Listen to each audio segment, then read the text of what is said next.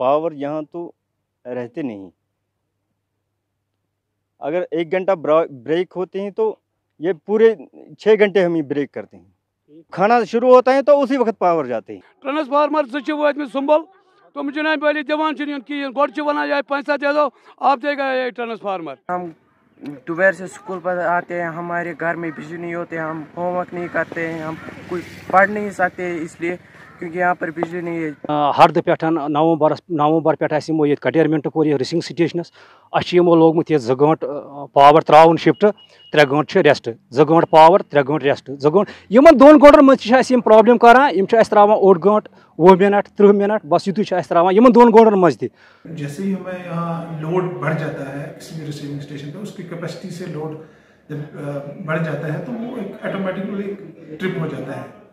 या जब हम देखते हैं कि लोड बढ़ जाता है हमारे किसी रिसीविंग स्टेशन पे, तो अगर हम उसको बंद नहीं करेंगे तो ग्रिड ट्रिप हो जाता है। उससे क्या होता है सारा इलाका जितना भी एरिया उसमें आता है सारा बंद हो जाता है। तो मेरी लोगों से गुजारिश होगी कि वो पीक आवर्स में खास करके शाम 5 से शाम 10 बजे तक इसमें जो अपना हीटिंग लोड ना इस्तेमाल करें। लाइट लोड है, खाली लाइट इस्तेमाल करें, उससे हम एक अच्छी पावर लोगों को दे सकते हैं।